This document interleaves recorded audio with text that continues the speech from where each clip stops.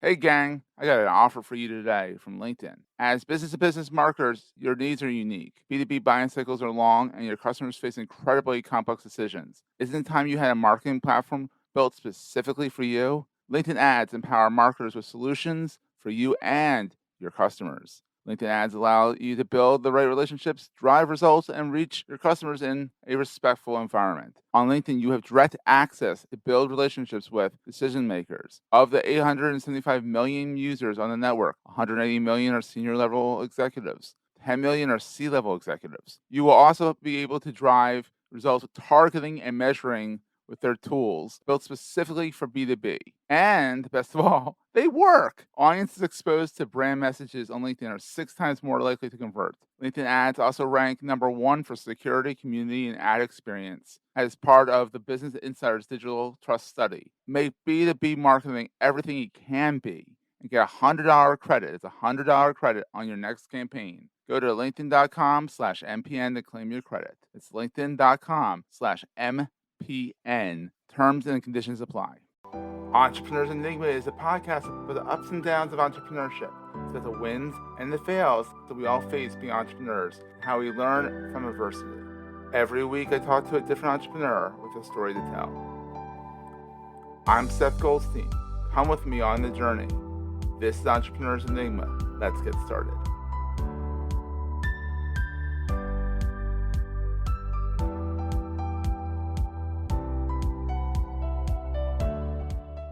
Hey everyone, welcome to another edition of the Entrepreneurs Enigma podcast.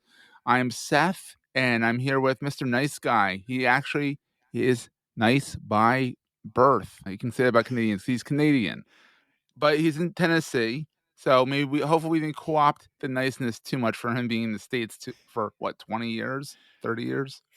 15 years. All right, so you haven't hit the 20-year mark. You still got time to be not as nice. Anyhow, it's Dave Delaney of the Nice Podcast, and Future Fourth is his company. He is a fellow podcaster on the Marketing Podcast Network with myself. Dave, how are you, my friend?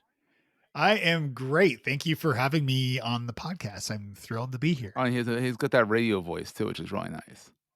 Rodney Radio. There you go, my friend. So, Dave, you are a corporate communicator, leadership trainer. You pretty much tell companies how to be nice to their employees, treat them right. Yep. Culture, communication, employee engagement. I'm cheating. I have your Yes. LinkedIn up on the other screen. All And good. and honestly, of all people, you have one of the best LinkedIn's that's like spells out what you do above the fold. So I appreciate that. I don't have to scroll to tell people exactly what you're all about. Thank you. Yes, I just celebrated my 15th year on LinkedIn. So Wow, you're an old hat on there.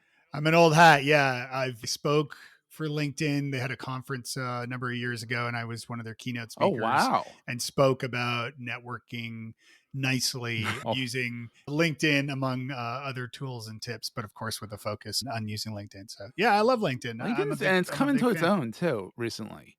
It's gotten better. Yeah, they did a big not rebrand, but they updated their user interface years ago, and I'm enjoying it. It needed it. I had something funny happen this morning. A recruiter wrote me and said, "Hey, how would you like to start your own business?" And I'm like, "We see you do podcasts. How would you like to start your own business?" And I'm like, I immediately wrote back, "I've been doing this for 14 years, running my own business. No, thank you. Goodbye." Spam. So yes, LinkedIn still has its issues, but it's not LinkedIn per se. It's the people on LinkedIn not fully reading profiles. Yeah, I mean, I could talk for a long time about LinkedIn best practices for sure. Yeah. I find the best when you send a connection request to somebody, it should be somebody you know or you definitely want to know. Yeah. And you should always have a personal message Absolutely. with that connection request. I'm not a big fan of the in-mail paid requests. That sounds like what you probably received, because they come across as ads, really, or somebody has paid. And I have yet to receive something that was not a solicitation for whatever. So yeah. I've been doing a big push lately, just connecting with a bunch of startups, and I do it all through connections. I'm like, "Hey, I want to have you on the podcast. You're an entrepreneur. I want to hear your story." I don't do an email. I mean, I have 49 email messages, and I don't even use them ever. Unless there's someone who for some reason there is a way to put it up so you have to know the person's email address. And then I'm like, Yes. "Oh, I'll do it in mail," even though I'm like, maybe I shouldn't even talk to this guy because they clearly don't get the idea of networking. So Well, yeah, and there's something to be said if somebody has their contact information is difficult to find on LinkedIn, chances are maybe they don't really want to hear from people on LinkedIn. I would say that, but also they might be in a senior role, like a CEO of a large, Fortune 500. Chances are they're not even using LinkedIn or yeah. logging in frequently enough. So you're way better off, emailing them or going old school and picking up the old horn. Yeah, well, what's that? What's a I horn? know. What's a phone? Man, we just dated ourselves right there. So Dave, I know. I did. yeah, I did the finger thumb hang yeah, loose hang loose, weird yeah, the phone phone thing. thing, and it's now like the palm of your hand, and you just like Yeah, exactly. You swipe swipe up, and you talk to your palm now. Exactly. talk to your So palm. Dave, Yeah. how did you get started? Let's start at the beginning. How did you get into the communication space? Where'd you go to school and all that stuff? So I studied radio and television broadcasting, and I majored in radio broadcasting back in the day, Hence the and voice. hence the voice. Yes, and then I went back to school and studied business and marketing. Got a majored in marketing, Ryerson University in Toronto, On the Great Way North. the Great Way North. Yep. And so were you ever on the radio, or did you kind of like get there to get somewhere else, or like what was the idea of doing the radio stuff? Yeah, I had moderate success in broadcasting, but not so much in radio of all things. So I had dreams and aspirations of being a jock on the Yeah. radio, playing music and Yeah. taking calls and all that fun stuff. So I'm also probably dating myself a little there. Yeah, what's the radio? Um, right, right, exactly. It's also probably why I got into podcasting in '05 Oh, yeah, you're because an I was old like, oh, hat. wait a That's it, minute. yeah. I can do this. I don't need it. I didn't really land a job. Well, no, let me back it up for a sec. I was big into blues music Oh, back in definitely. the day. And so I got a gig interning for a national Canadian show called Blues North. Ooh, And I got to edit the show and help produce the show and even got to be a guest on the show. And this show was cool because it was played in the States as oh, well wow. over, many different markets. And we played all like the best blues music. I have this crazy backstory of meeting Albert Collins, and Wow. that is a long but amazing story of meeting Albert Collins, the master of the Telecaster, who was my favorite living blues artist, and we became friends. Oh, wow. And so I got to share that story on the air. Sadly, after he had passed away, Yeah. but I almost dropped out of college to become a roadie for him. So Oh, go wow. figure. Wait, well, you didn't, and now you I are a didn't. very well-known keynote Yeah. speaker in the communication space. So, how did Yeah. you go from radio and doing the internship to going back to marketing? And then Yeah. how did you find I mean, a lot of people are always wondering, like, how do you find your way into speaking? I mean, obviously, you have to learn how to speak well, and you have to have good Yes. cohesive sentences and thought process. Right. But Yeah. how's that work out? So I'm a bit of a ham, thus wanting to be a jock on the radio. And I ended up, getting jobs. I did work in television broadcasting and I did work in print media and I did act. Oh, And so I used to I've done like film extra work and all that stuff, but never really anything with a line. So sadly, not a just actual just movie just with a, smiling in the background or walking by the just camera. smiling. Yeah, I do have one clip that you can find me in the movie 54 Oh, when wow. Ryan Philippe enters the nightclub. There's a slow motion scene, and I go dancing past his shoulder, like right in front of the camera, in front of him. I'm wearing this wig. It's hilarious. Oh, that's But awesome.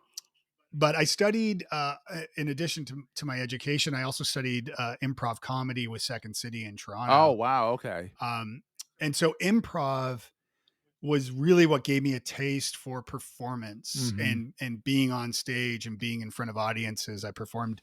I had an improv troupe when I lived in Ireland, and so I performed improv in Scotland and Oh, Ireland and wow. Canada. In fact, well, your listeners can't see the yellow poster behind me, but that's actually a Fringe Festival Oh, poster. that's cool, yeah. Yeah, yeah, yeah. So, but anyway, yeah. So getting back to the performance thing and speaking, yeah, I got a love for it really early on. There was actually an incident when I was in grade like two, I Oh, think it wow. was, or We're second going way grade. back. Yeah, well, so I was doing Little Red Riding Hood, Aw. and I was the axeman who Mm. would come to the rescue of Little Red Riding Hood when she was being, attacked Mhm. by the wolf. And I got demoted from that role because I was misbehaving in class. Aw. And so they made me the tree. Oh. And so my job was to stand straight up with my arms across in a T tree shape, wearing my brown cords and my green turtleneck shirt. Yeah. And my job was to, like, as the axeman who had taken my role was cutting at me, and then so the scene was uh, he would be cutting me with the axe, and then he would hear Little Red Riding Hood yell for help and go to her rescue. But as he was cutting me, my job was to just tilt left. That's all. Like, just tilt. Yeah. Like he cut me and I tilted. And for some reason, maybe it was like the beginning roots of the idea of improvisation in my little tiny brain, I decided instead to fall flat and forward on the stage, like boom. And the entire audience lost their minds laughing.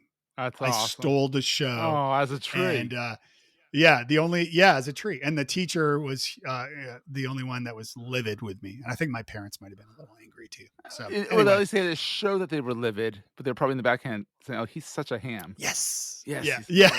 We're going to take a quick break, hear from our sponsors, and get right back to the show. Hey there, it's Jason with the Marketing Podcast Network. Real quick, I want to make sure you know that the world's leading B2B Marketing Expo is returning to the Los Angeles Convention Center on March 21st and 22nd. It's high time we got back together to learn, see the latest technologies and solutions, and network, right? Join thousands of marketing professionals just like you to learn from over 250 industry expert speakers, educational masterclasses, and over 300 exhibitors. And this year, your ticket also gets you into the Sales Innovation Expo and the Marketing and Advertising Expo. So it's like 3 conferences in one. It's March 21st and 22nd at the Los Angeles Convention Center. Go to b2bmarketingexpo.us to register. That's b2bmarketingexpo.us. The Marketing Podcast Network is a proud partner of the B2B Marketing Expo for 2023. We'll see you in LA. What a nut. Yeah. So you've always been extrovert, someone who wants to perform, show people what you do and all that. So have you always been on your own, doing your own thing in corporate wise, or did you go do a corporate thing, or other than the newscasting and stuff? Yeah, I did the corporate thing. I worked for technology companies. I worked for Griffin Technology here in Nashville, a consumer electronics company, which was acquired. I worked for Emma, which is an email marketing company, which was also acquired. There's a trend there. There's a trend, yes. So I worked for those companies when I moved to Nashville. I worked for Emma first and then Griffin. And I left Griffin a little over 10 years ago and went out on my own. On your own, saying enough of this acquiring baloney. I'm gonna, if anyone wants to acquire me, they can acquire me, but like, I want to be in on that. Exactly. That's right. So 10 years ago you did that, and then was it Future Fourth at that point, or was it something else you were doing? Yeah, I launched as like Dave Delaney Consulting or something to that effect. And what was cool was I wrote a blog post kind of announcing, like throwing my hat in the ring saying, "Hey, I'm a free agent." And my phone rang off the hook kind of deal. Wow. Again, dating myself with an old phone ring, analogy. ring. Yeah.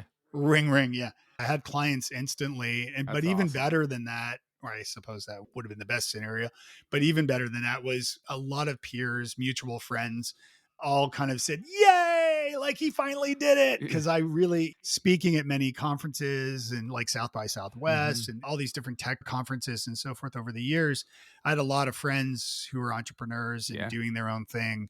And it was exciting to have their support. Like, yes, he finally did it. So what's the best thing about being an entrepreneur? Since you've done both, you've done like the grunt work, and you've done for the past 10 years, you've done yourself and about what's the best thing about being an entrepreneur? It's a good question. And, nowadays the answer might be slightly different just because working from home is quite normal. But my dad wasn't in the picture a lot. He was traveling and things like that. My parents were split. So I wanted to be as around as possible for my kids. And so a big benefit of working my own hours is I can carpool. I can tell people when I'm available to meet. And so that's what I did. So I sort of built my business around being available to my kids to go on field trips. So on a personal level, that was the best aspect of that as well. So now what's the scariest thing? Yeah, the scariest thing is knowing with all business, you realize that it's a roller coaster. It's definitely. When you work for somebody else, and depending on what level you are in an organization, the roller coaster is taking place there too, except you may not know you're on it Mhm. and it may not matter to what you're doing specifically. Now, if you're like the CEO or in the C suite, then yeah, you probably feel that pressure too. Yeah, I would say Um, so.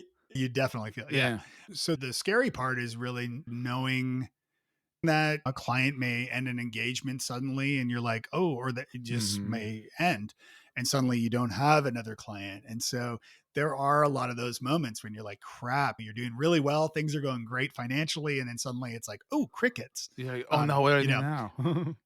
well, and as a speaker, Yeah. like that's a good example, right? Because I do a lot of keynote presentations and workshops for companies and for conferences. And so with COVID kicking in, needless to say, Yeah. yeah, not getting on a lot of planes for a while Yeah, a there. lot more virtual Um, conferences, it seems like there was a lot more like, "Hey, come on," but they don't pay as much because guess what?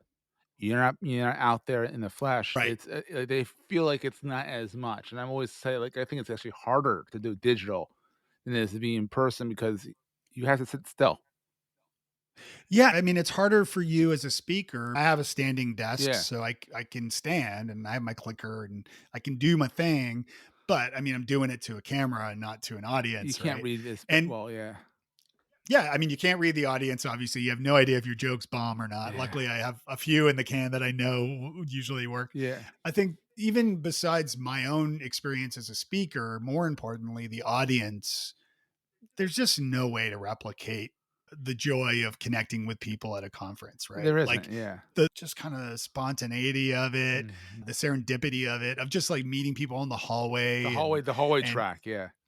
yeah, the hallway magic. Yeah, yeah, yeah. The handshakes and the hugs and the high I fives and all know. that good Hopefully stuff. they'll So come back at some point. I think it they're will. They're back. They're back. getting back. COVID stuff, I Yeah. think, and we're kind of time sensitive ing I think English is a word, but we are putting this in a timestamp on this. But like, yeah, I Yeah. think with Omicron and all this other stuff happening, we're starting to figure out what to do with ourselves. And I think it's a good Yeah. thing. Yeah, I have no doubt that we'll be back to in person. I mean, there are a lot of different, maybe in a hybrid sort of Yeah. way, but honestly, as an attendee, if you really want to get bang for your buck, paying for a ticket virtually or whatever, you're way better off going to that event Mhm. because you're going to meet people. And as I said, the magic's going to happen in those hallways. Mhm. You can get a lot of content online these days. You can go to YouTube. Yeah. So if it's some level of expertise, not to downplay the importance of speakers, but my job as a speaker, it's partly to entertain, but it's also to empower audiences to bring them together so that they're Mhm. making new friends and good things come from that. Yeah. So, all right. So, you are the founder of Future Fourth. You do the Nice podcast. What's the premise of the Nice podcast? The Nice Podcast is a podcast for leaders of fast growing companies to improve how they lead, communicate. So I started it about a year ago and it's just features interviews with thought leaders, with industry leadership primarily, Mhm. but also with interesting people who communicate in creative ways. For example, one of my favorite interviews was with Richard Turner, Oh, yeah. who I'm a bit of a magic nerd and not so much like I don't do like I'll do it over cocktails kind of thing. Yeah. He's an amazing magician. There's a great documentary Mhm. called Dealt about him. He's pushing 70, he's getting up there. The cool thing, and he's won awards for the close up magic. Oh, He's wow, like that's the tough close up stuff, magic yeah. guy. Tough stuff. And he calls himself a card mechanic because the things he does with his hands with a deck of cards, you can't even see what he's doing. But when they slow it down, you're like, I can't believe he is doing that. Yeah, He fooled Penn and Teller on their show. But here's the kicker to yeah, this. And he would kick me because he's also a black belt in karate for mentioning it. yeah. But I have to mention it. He's 100% blind. Whoa. Yeah. And so that Magic interview with magic. Richard Turner. Wow, Yes. that is an incredible. Yeah. I'm sure that was we'll have to go back and listen to that one. That one's, I've listened to a bunch of Yeah. You podcasts got that to. are great, but I mean, Richard Turner thinks. Yeah. I enjoy that. He was one of my favorites for sure. That's awesome. And then, so Future Fourth is now, it's what you've evolved into. So Future Fourth Yeah. is really teaching people how to be Canadian. No, because then they have to learn metric Oh and start using God. use and all the My words. And son I don't. today asked me, what something is in kilometers. I'm like, why even bring up kilometers? Like, where's this coming from? We're all backwards. I do want to say the US is now officially the last country to not pick up and adopt metrics. I'm sort of on the fence with some of this, right? Yeah. Like 0 degrees Celsius Yeah, it's 32. is cold. It's cold. It's cold. It's 0, Yeah. right? Like that 0 is colder in my mind than 32, right? Like 0 is cold. Yeah. But on the flip side, 100 is hot. Yeah. Right? Fahrenheit. I mean Celsius, yeah. But 100, it just makes sense. So yeah, It's I don't interesting. know. But 100 kilometers an hour is only what, 40 miles an hour? Yeah, I never even. got a speeding ticket when I was in Canada because I saw 100. I would freak out and I'm like, wait, this is kilometers. I'm actually not going that fast. Yeah, that's right. Exactly. That's right. So future forth, you are teaching leaders how to enable their employees, treat them nicely, Yep. and all that stuff. Tell us a little bit more about that. Yeah, I do a couple different things. I deliver presentations and training for teams. And I do that virtually or in person, of course. Mm-hmm. This is all based on the NICE methodology that I came up with, Ooh. which is really about improving the way we communicate. I do workshops, and then I do ongoing consulting and coaching for executives and their teams as well on how to improve workplace communication and also ultimately like culture and Mm-hmm. employee retention. I have a calculator at futureforth.com that people can check out. That calculator calculates how much it will cost you to replace talent when they're if you know that somebody's going to leave and their salary is 60,000, it's going to cost between 30 to 45,000 to replace that. Holy cow. And then you have to then pay the person afterwards. And your company takes a hit on culture when somebody leaves the organization, maybe someone who's been there a long time. Yeah. So I'm trying to help leaders avoid this by improving how they lead and how they communicate and their teams communicate. This whole Great Resignation. The Great Resignation. I'm sure you're very busy right now. To see how many people are leaving their jobs, and there's great solutions for that. Exactly. So I use this NICE methodology, presentations and trainings. That's awesome. All right, and then we're going to end on this one. What is the most important thing to carry with you all the time? Treat people the way you want to be treated. I love that. Yeah. It's such a simple rule. It's so missed. People don't get it. It's just be nice. Be nice. There just be nice. I mean, and we can't, we were talking before, like, this doesn't mean, pretending that you're like the happiest person on earth all of the time. That gets old. But it's about being nice. It's about treating people the way you want to be treated. And that goes, to your team members. It goes to your family, your friends, the strangers you meet. I always tell people, if you want to like judge, like if you're out on a date or like a business lunch or something, and you should always take note of how the person that you're with treats their server. That's a good one. And if they're a jerk to the server, they're probably a jerk. Then you can decide from there. It's kind of funny. Jeff Foxworthy just popped in my head. How do you know if you're a redneck? How do you know if you're a jerk? If you treat your server with disrespect. There you go. Hey, it won't be a podcast without a Jeff Foxworthy reference, right? Anyhow, there you go. Dave, where's the best place for people to find you online? Yeah, drop by futureforth.com. You can Google Dave Delaney and find me pretty easily. Most places as well. Yeah. But futureforth.com is where you can find the podcast, my blog, my speaking information and all that other jazz. And then, of course, I'm on the socials at Dave Delaney as well. He's the guy with the big smile. Because guess what? He's nice. There you go. I do what I can. Well, Dave, thanks for being on the show. We really appreciate it. And we'll see everyone next time. Very nice of you, Seth. Thank you. That was a great show. Hey, if you're enjoying Entrepreneurs Enigma, please give us a review on the podcast directory of your choice. We're on all of them. And these reviews really help others find the show. Also, if you're getting value from the show and want to buy me a coffee, go to the show notes and click on the link to help me stay awake while I bring you more great episodes to your ears. That's in the show notes, and I look forward to the next episode. Take care, guys.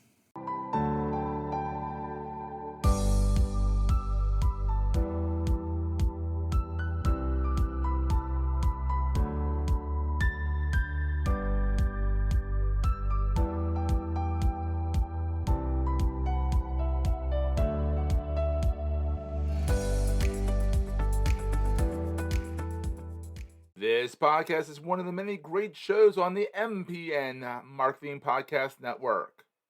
Goldstein Media hopes you have enjoyed this episode. You may know you're listening to this show along the Marketing Podcast Network, but did you know there are other great shows on MPN to help your business? Christy Smallwood hosts a great podcast called Small Business Success Talk. Christy, tell us what these fine folks will get out of listening. Well, you get the feeling of not being alone in building a small business.